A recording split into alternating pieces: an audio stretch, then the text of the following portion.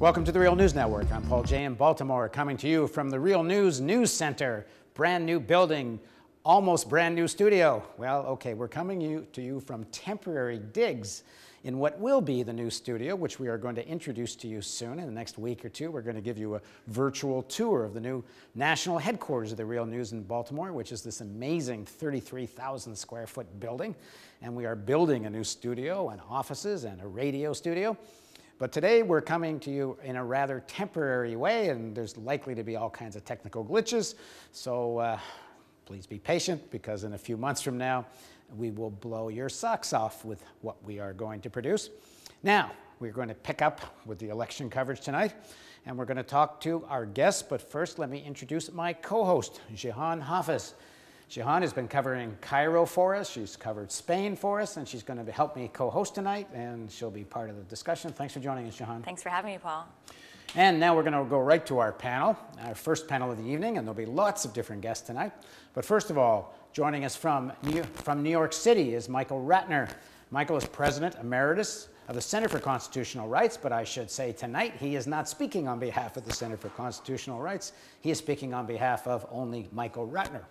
He's also chair of the Center for Constitutional Human Rights in Berlin. He's also a member of the board of the Real News Network. And he's not speaking for them either. He's only speaking for Michael Ratner. Joining us from Massachusetts in Boston is Tom Ferguson. Tom's a professor of political science at the University of Massachusetts, Boston. He's a senior fellow at the Roosevelt Institute and an often contributor to the Real News Network. And I suppose he's only speaking for Tom Ferguson, too. And joining us, and probably only speaking for herself, is Jennifer Taub. Jennifer's an associate law professor at Vermont Law School. And before that, she taught at the Eisenberg School of Management, University of Massachusetts Amherst. And she researches and writes in the area of corporate governance and shareholders' rights and financial market regulation. Thank you all for joining us. Tom, we're going to start with a viewer question, and then we'll be kind of just chat for a while. But I thought it was an interesting question. I'm not going to read it exactly because it was a little complicated the way it was written. But the gist of it goes like this. Do the different candidates represent different sections of big business? Do they represent, you can put in other words, different sections of capital? Do we know what those different sections are? Do the differences between them matter in terms of what's going to happen over the next 4 years? What do we understand about that? Go ahead, Tom. Well, look, I can hardly be expected to say no to that question, for sure. Now, I have to tell you, when you're trying to analyze an election, you run pretty far behind the data, and that's certainly my situation tonight. I've been working with Paul Jorgensen and Ji Chen. We've been looking at this election data. We don't use anybody else's data. We take it down from the FEC and process it ourselves. But there's an awful lot of it, and we're behind. I think I can say a few things about this election for sure. One of them is, oil, gas, chemicals, a large chunk of big energy suppliers, and some folks who use them are certainly all ardent Romneyites, hugely. The financial sector's divided. I would not agree that, like, the whole of the financial sector went to Romney. My best read on that at the moment is about 60-40 for him. That is a substantial change from 2008. But it's, that financial backing for the president is going to be, I think, important in the next few years. What else? A lot of telecommunications companies seem to be showing up for the administration, but I mean, this is pretty. That's the sort of general run of things. I mean, clearly, Tom, some of that is Hollywood. Yeah, fossil fuel industry seems. Tom, can you hear me? Is that going to matter? Yeah. On everything they share with the Republicans. The Democrats, you're not going to see much differences. To me, what that means is that, right after this election, there will be an effort to do a grand bargain, and it will hit both Social Security and Medicare. And the president will try to do it if he's reelected. I think that's still a little iffy. I don't think we should get too far out in front of real facts. But then for sure, a lot of regulatory issues Right. will clearly be up for grabs with this election. Tom, can you hear me? I can hear you. It's a little difficult, but I can do it. A little bit sounding like you're coming through the Boston Aquarium. Okay, well, let's see if we can fix that. Jennifer, what's your take on what these different alliances and sections mean? And just before you answer, as far as I'm getting fed here, Virginia's still too close to call. We're going to do a little horse race coverage as we go here because everybody does want to know the results. Whatever you make of it, it's interesting. Romney has apparently been called to win Indiana and Kentucky, and Obama has taken Vermont. And I guess there's no surprises there so far. Jennifer, what do you make of this question of, what are the differences between these candidates? I mean, some of the debates they had, the moderator, Jim Lear, was saying, well, is there a difference between you and on this and that? And not just where they are on policy, but in who they represent, who's the main financiers. What do you make of these differences? Well, it's obvious that the Obama administration, in particular, the Treasury, has been very bank-friendly. And so one might wonder how much more that would change under a Romney administration. Certainly, Romney has suggested he would either entirely or partially repeal the Dodd-Frank Act. So to the extent that there are some strengths in the Dodd-Frank Act when it comes to bank regulation, and those are quite modest. The concern would be that Romney, for example, would work with the Congress to perhaps either repeal the Volcker Rule or, through the agencies, water it down. Obviously, it hasn't been implemented yet. But the other concern, I think, that differentiates the Romney administration on this front would be that he comes from the private equity world.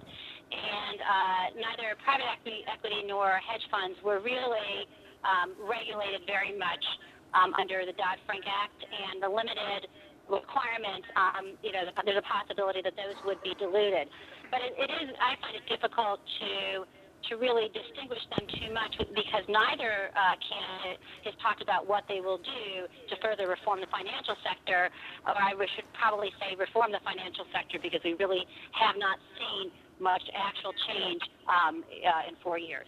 Right. Jahan. Yes, I just wanted to mention in relation to the viewers' question, if you actually check out opensecrets.org, which is a government watchdog group, they've actually been breaking down the finance between both the Obama campaign and the Romney campaign.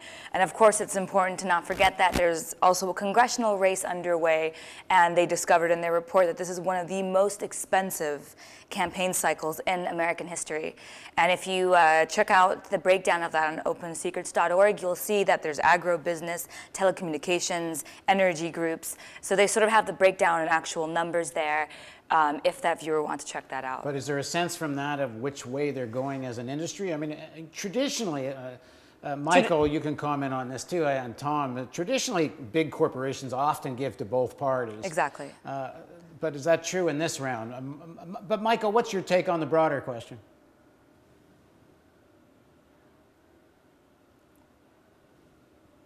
Okay, hang on. Now we've had an audio problem here. I'm not hearing Michael at all. Oh no, I can speak now. Here we go. Go ahead, I couldn't Michael. hear your question, Paul. Yeah. But I did have based on, I can't remember whether it was Jennifer or Thomas who said it, who said that I think almost no matter who wins, there's going to be a deal on Social Security and Medicare that doesn't sound like it's going to be good for people on Social Security or Medicare. So whoever said that, I don't remember now. Can you Tom. just address that a little more? Because that's pretty significant, assuming Obama wins, that still is going to happen or may happen. Yeah, that was Tom. Go ahead, Tom. Actually. So let's hear you just dropped it, and it's a pretty big drop. Well, I hardly think I'm saying anything that's not sort of moderately well known. If you may remember, in the first debate, the president actually made a remark that he didn't think that he and Governor Romney disagreed much on Social Security. That said to a guy who has Paul Ryan on his ticket. My administration, when Biden made that promise, this would now be back, almost 2 months ago, he said something like, "We won't touch it," and the White House called him back. I think anybody who's watched that colloquy has to realize that that was deeply significant. And if you pay sort of in what you might say in the shadows, the administration's clearly thinking about both cost of living, to toy with cost of living adjustment to make it less good, and extending the the age of eligibility for Social Security. On Medicare, I'm not sure exactly what they're thinking about, but you can be sure that it will involve, I think, some significant cuts. When the president went out of his way to say that sequester would never happen in the third debate, he also deprived his Senate negotiators of their best weapon to sort of block Republican efforts to sort of make those cuts bigger in Social Security and Medicare, a point that I know was not lost on many senators. We did an interview with Bill Black where he made that point. He was talking about the grand bargain or the grand betrayal on Social Security. And if we remember when President Obama, just after being inaugurated, he had a dinner with David Brooks, Charles Krauthammer, George Wills, and there were a couple of other conservative columnists at the dinner. And he promised them that once he was in a position, he would take on all the entitlements. And Social Security was clearly on the table, and that was right from the beginning of his administration. But that being said, you can kind of argue it two ways, can't you? Because if you had a President Romney that wanted to make the kind of dramatic transformations he's talking about, can he make a grand bargain with a Democrat-controlled Senate? Or do they become the party of no to a Romney the way the House was to Obama, meaning that, in fact, Romney might be able to do less undoing of Social Security than President Obama might? That question, who's that directed to, Paul? Yeah, that's a good question. I was waiting to see if anyone jumped at it. Look, I'll ahead. tell you this. If the Democrats lose the White House and they manage to hang on to the Senate, I think it's a pretty easy thing for a Republican president and a Republican House to fissure the Democrats in the Senate. You're not dealing here with sort of folks who are big defenders of the common man and woman. Some of them will split. I think that the notion that the folks who have sort of sat through the last 4 years of quite inadequate legislative work are going to suddenly turn into aggressive defenders of us. I don't think so. Jennifer, what's your take on this? But also, you raised the issue of financial regulation. That President Obama has been rather friendly, but if Romney is serious about undoing Dodd-Frank and going even further, well, isn't that a significant difference? Well, to the extent that he has a Republican House, even if there is a slight majority in the Senate, if you look at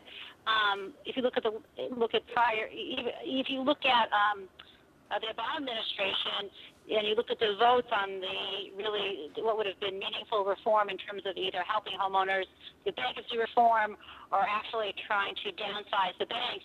As Tom has mentioned, there were a number of Democrats even then who did not side with real structural reform or truly helping out homeowners. So I would expect you'd see a similar number of Democrats, perhaps the same folks or others who essentially are following the money and would move over to support what the Republican House proposed, perhaps. And it's really hard to speculate, but if you look at past behavior, it seems like that's quite likely. Well, Michael, what do you make of the argument that President Obama can actually sell some of the same policies Romney might want, but he can do it in a way that kind of defangs opposition in the liberal and left segments of the population? I mean, one of the things people point to make that on the foreign policy side is the drone strikes that a President Romney or Bush couldn't have sold drone strikes in Pakistan the way President Obama can. Yeah, well, I can talk to that, Paul. I was thinking about why we have so little opposition on civil liberties and why we have so little opposition really by black Americans. And someone told me the other day, a guy who's very active in the Black American community, and said, look, you're getting a 93% vote for Obama. They sort of feel disabled in really criticizing him or going after him.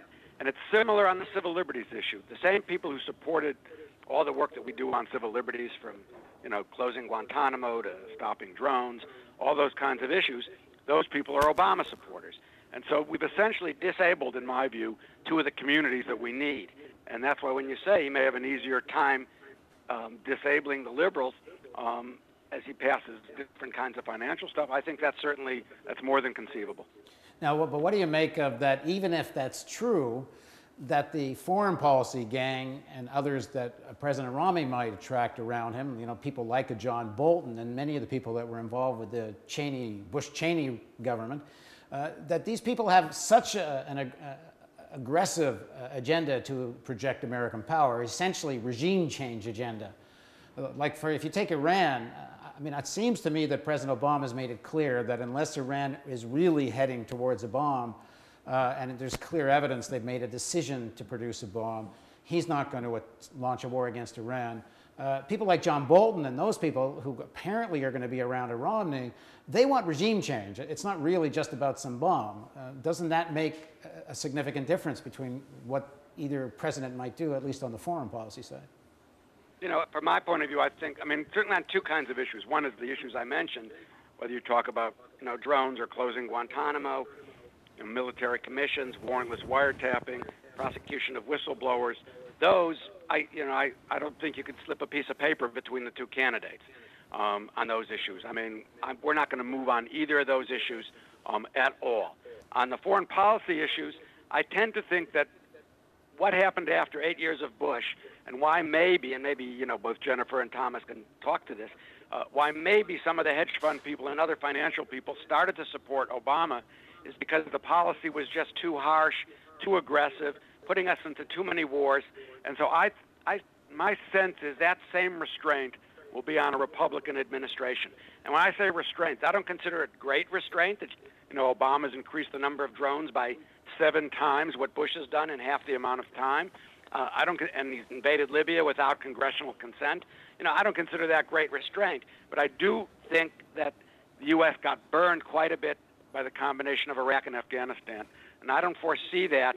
I don't see a major war coming, whether it's Romney or Obama, at least not with lots of American boots on the ground. Right. Jahan, did you want to get in? Yes, I want to, make a comment and see what you all thought about it. Now, of course, the United States governments, for about 100 years now, has been touting democracy worldwide and the ability to choose independently different candidates.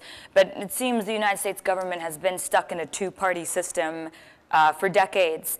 And in fact, it would shock many, I think more in the international arena, that it's not the popular vote that wins the election, it's the electoral vote. And I was hoping that you could possibly speak to the United States representing the idea of democracy worldwide, when in fact we're here in a two-party system, although we have third-party candidates, and it's not the popular votes that wins the election. Michael, why don't you do that, and then Tom. I couldn't really hear the question clearly enough. Sure. Maybe Sure. Thomas wants to answer it. Yes, it's mainly about, because we're talking here about foreign policy, and of course the U.S. For decades has been going on expeditions worldwide to spread democracy. And the democracy that people are participating in here today is pretty much a vote for two parties, although there are many third-party candidates. So my question to you both was to speak a little bit about the electoral process here in the United States and how democratic it is, as far as there being a two-party system, and then of course there being only the popular vote does not choose the winner. Well, let me add one piece to that. Sure. I don't know, first of all, did you guys hear Jahan's question? Yeah, I heard it roughly. Yeah. Well, let me add just another. Let me just add another piece to it. Hang on, Tom. Could I just come back to this question of the differences on foreign policy? Yeah, go ahead. I certainly agree with everything Michael just said, but I have some foreboding, though, on the question about war. I mean, the Republicans made enough noise about Syria so that even though you could see them gulp hard and say, well, we're not quite sure what we do differently from the president at that time, I'm not persuaded that a Republican president wouldn't be somewhat more likely to intervene in Syria if they could ever find anybody on which they could hang their support, which is problematic.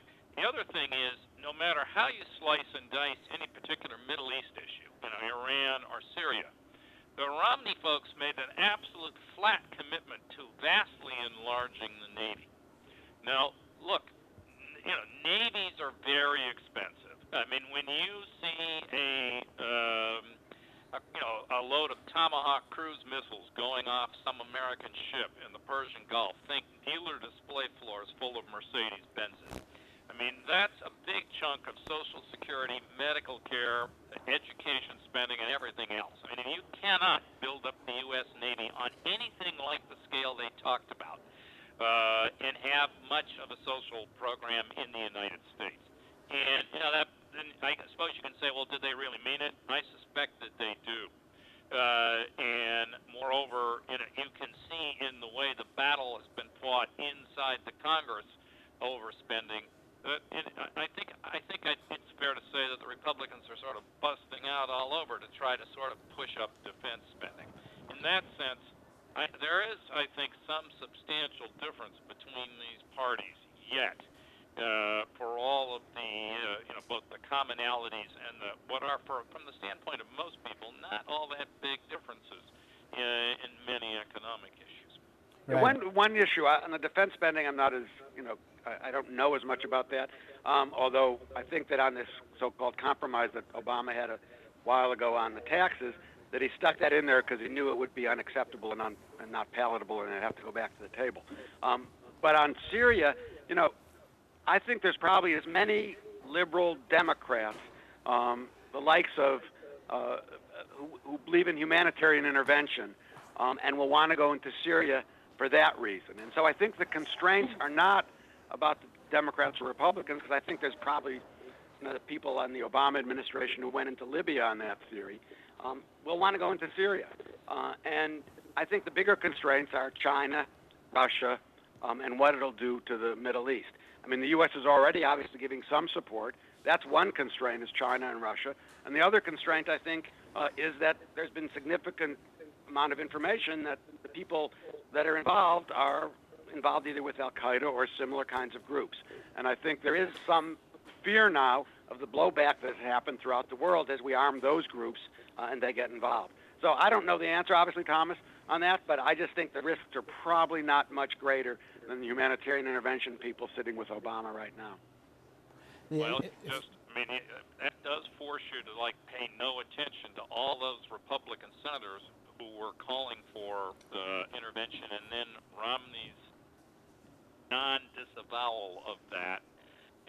You might be right, but no, I don't know. I mean, Lindsey Graham was directly talking for Tom. Can you? Democratic presidencies too. Yeah, Tom. Came out plenty in the last couple of years. So, but I wouldn't underestimate the Republican Party sections that actually are aggressive. Okay, Tom, can you hear me? This is Paul.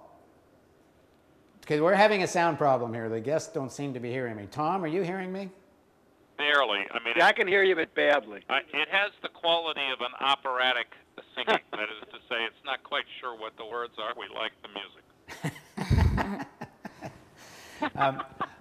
I was going to go back to Jahan's point about the sort of relationship of democracy to foreign policy, actual foreign policy. And there was an interesting poll done by CBS about a year and a half ago, amongst other kinds of questions. One of the questions was, do you believe that the United States should use military force when it's directly attacked, or preemptively if it thinks it might be attacked? And it was over 70% only if directly attacked. And so clearly, if that kind of poll on a specific question is completely at odds with the foreign policy of both parties, which clearly now believe in all kinds of preemptive attacks and clearly always have. Paul, I would not I don't like the question wording. I mean, foreign policy questions are famously a problem. I mean, you look at the Chicago Council on Foreign Relations surveys, they don't actually show a population that is real eager for foreign intervention. I mean, the problem with that question that you just read off is if you would throw in any relationship with uncertainty about that judgment, you'd get a very different answer from people. I wouldn't accept the premise of the question at all. Well, no, I don't agree. I don't. I hope you can hear me because it's hard to go back and forth if you can't. Can you hear me? I can hear you. Yeah. No, the question was framed in a way quite clearly. Do you believe in preemptive military strikes or only if there's a direct threat to the United States? And it was about, in relationship to the Iraq War and other things which were, about preemptive strikes. And public opinion was overwhelmingly against preemption unless there's a direct threat to the country, which I think you can interpret to mean about projecting military strength. Yeah, okay. So, Jennifer, let's go back to the finance side. In terms of where we're at right now with financial regulation, is there any change in our situation as it was in 2008? Is there any reason why the crash of 2008 can't happen again? Yeah, I mean, I just gave a talk the other day, and I think the title will reveal to you my view on this. It was called "Still Risky After All These Years." And if you just look at the numbers, the top 6 banks, their total assets represent or are equal to a greater portion of GDP than they were right before the crisis. In terms of permitted leverage at the banks, they're permitted to have a very, very thin equity cushion. Now, about the largest banks, 3 to 4%. Minimum equity cushion is permitted, which is grossly undercapitalized. Also, what's often overlooked beyond size and leverage is the largest bank's dependency on very short-term, often overnight funding to fund big portions of the assets on their balance sheet. And this is referred to as the repo market, referring to repurchase agreements. And at the point of distinct vulnerability, that was really at the heart of the run on the banking sector, and that has not been fixed. So I do see changes. I don't want to mislead. And I mean, there were some important changes in the Dodd-Frank Act, in particular the creation of the Consumer Financial Protection Bureau that candidate Elizabeth Warren championed. That was very important, and there are other aspects. However, when it comes to the problem of too big to fail, too big to manage, and too interconnected to fail, that has not been solved. Right. And there's a lot more to be done. And what I want to emphasize, too, sometimes we ask, could another crisis happen? For the American middle class and poor, the crisis is continuing. There have been, I think, over 5 million foreclosures since 2007, and there's over $1 trillion in negative equity, meaning people owe more on their mortgages than their homes are worth. I think the number there is about 11 million households. This is serious. The crisis isn't over for those folks, and so it is distressing that it hasn't been taken care of yet. All right, now for those of you who don't have a television on while you're listening to this and see results, I'll give you a little bit. Apparently, Romney is ahead in the popular vote, about 51 to 48 so far, but it's pretty early for that to be meaningful, I think. Look, Paul, I have one eye on a quite silent thing, and, I do this stuff. I will tell you there's one thing there that I see as a problem, and that's the Indiana win that they're projecting for Romney. It's not a surprise that he's winning that. The question is he winning by like 10 percentage points or more? He might actually be doing that. It's impossible to tell right now, but what that says to me is that he may be running somewhat stronger in the Midwest than people thought he would. Actually, hang on, Tom, hang on one sec. You can leave that. We're going to put up the CNN picture as we're talking so people can see the results as we're going. And watch, CNN shows these results at the bottom of the frame. So, yeah, go ahead, Tom. Well, it's simply that we all know that Ohio is often thought to be the key, if not a key, to the race. And we also know that Indiana and Ohio are quite close to each other, and while they've got some significant differences in their industrial structure and things, it's not a terrible laboratory. And it looks to me like Romney's running a little stronger in Indiana than he figured to be. I mean, basically, I had a few tests made up in my mind as I was before thinking here, and I thought, well, one of them is probably Indiana, and if he wins that by 10 percentage points or more, look out. It looks to me, I mean, I can't tell, I mean, the current results don't mean anything. I'm guessing, just the way they likely report there, that Indianapolis is reporting already, and that's likely to be fairly heavy for Obama. But the fact that they called it so early says to me that they have a wide lead. They're not telling us on anything I can see how big that lead is. But I actually think this is becoming, unfortunately, perhaps, I mean, if I may step out of a purely object, a real race. This is something of a problem if you believe to the, you know, the stuff going into the evening. Now, I suppose most people have followed this, but just in case they haven't, this will go on into the next days if the margin of difference in some of these states, like Ohio, if they are the electoral votes that decide the election one way or another, if absentee votes and provisional votes are more than the difference between the two candidates, this becomes a big mess. Is that right, Tom? Yeah, I actually couldn't catch your question. I'm sorry. All right. It was if the absentee ballots and the provisional ballots. Yes, they're enormous. And the different states use different rules under counting them. And I know, my memory is that Ohio, they don't even begin to count all those absentee ballots till sometime after the today. At least the ones that come in from abroad. I mean, I think they did actually publish earlier today a tabulation of the stuff up through yesterday. But they got all kinds of rules about provisional ballots if they're challenged, and then ballots for overseas.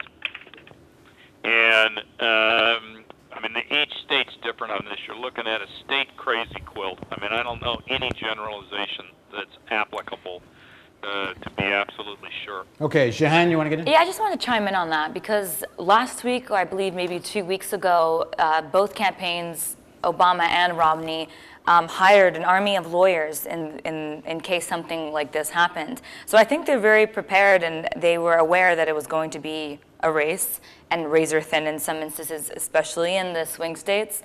So I think that both campaigns were aware that this race could end up this way, and that Indiana or Virginia or Ohio could swing anyway. And of course, not to bring up the 2000 election, but in that instant, they had to have a number of lawyers for the cases that came afterwards. So just a comment for our viewers about, regardless of when the results are announced, whether it's tonight or in the next week or next month, they definitely have a team of people who are prepared to take these cases. Right. So we're going to take a break right now. We're going to come back to our guests on this panel later in the evening.